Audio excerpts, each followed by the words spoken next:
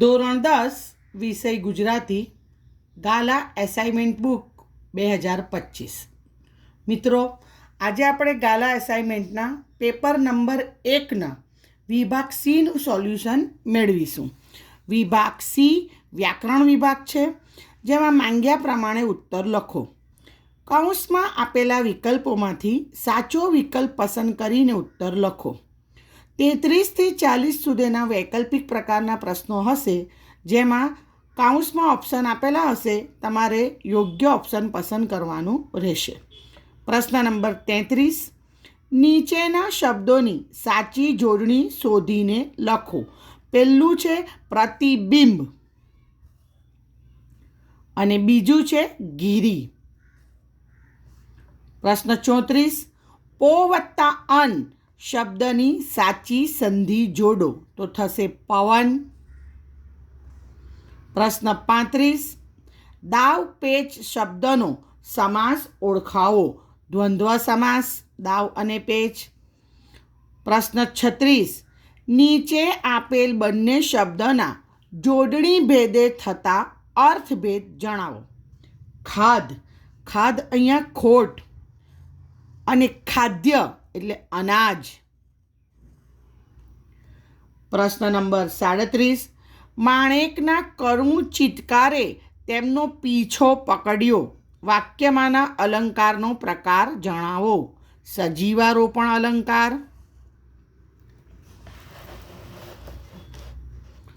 પ્રશ્ન નંબર 38, સામાજિક શબ્દમાં કયો પ્રત્યય રહેલો છે તે જણાવો. પર પ્રત્યય. 39, નીચેના શબ્દોના સમાનાર્થી શબ્દ શોધીને લખો. ઉજ્જડ એટલે વેરાન અને ગીરા એટલે વાણી. પ્રશ્ન 40, લાચારી સંજ્ઞાનો આપેલા વિકલ્પોમાંથી સાચો પ્રકાર શોધીને લખો. લાચારી ભાવ છે, ફિલિંગ્સ એટલે ભાવવાચક સંજ્ઞા. 33 થી 40ની અંદર ઓપ્શન આપેલા હશે, આપણે સિલેક્ટ કરવાના છે. હવે નીચેના પ્રશ્નોના માંગ્યા પ્રમાણે ઉત્તર લખો. પ્રશ્ન નંબર 41, નવ નેજા પડવા રૂઢિપ્રયોગનો અર્થ આપવાનો છે, તો એનો જવાબ થશે ખૂબ તકલીફ પડવી.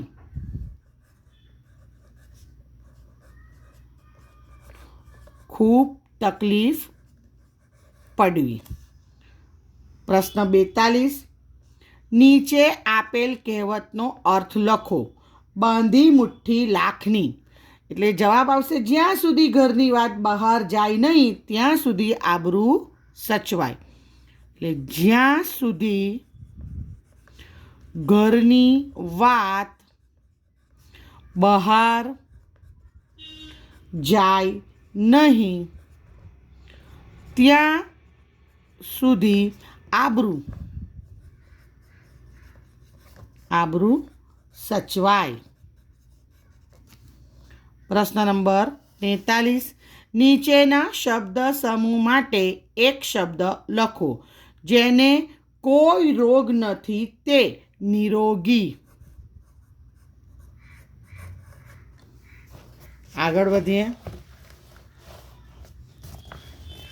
પ્રશ્ન નંબર 44, નીચેના શબ્દ સમૂહ માટે વિરોધી શબ્દ લખો. સ્થૂળ, તો એનો વિરોધી થશે સૂક્ષ્મ. 45, નીચેના વાક્યને કર્મણીમાં ફેરવો. પોલીસે ચોરને પકડ્યો, તો પોલીસ વડે ચોરને પકડાયો. પોલીસ વડે ચોરને પકડાયો. પ્રશ્ન નંબર 46, નીચેના તળપદા શબ્દનું શિષ્ટ રૂપ લખો. હેર, હેર એટલે શહેર. પ્રશ્ન નંબર 47, નીચેના વાક્યમાંથી વિશેષણ શોધી તેનો પ્રકાર જણાવો. શીલવંત, સાધુને વારે વારે નમીએ, તો શીલવંત. ગુણવાચક વિશેષણ, ગુણવાચક વિશેષણ. આગળ વધીએ. પ્રશ્ન નંબર 48 નીચેના વાક્યમાંથી ક્રિયા વિશેષણ શોધી તેનો પ્રકાર જણાવો. ખીચડી મને બહુ ભાવે છે. કેવી ભાવે છે? બહુ. પ્રમાણવાચક. ક્રિયા વિશેષણ, પ્રમાણવાચક ક્રિયા વિશેષણ.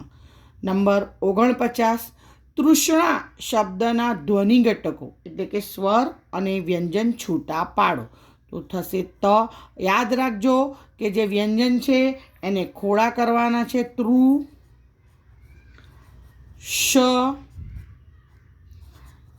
અણ, આ. તૃષ્ણા. પ્રશ્ન નંબર 50 નીચેના વાક્યનું પ્રેરક વાક્યમાં રૂપાંતર કરો.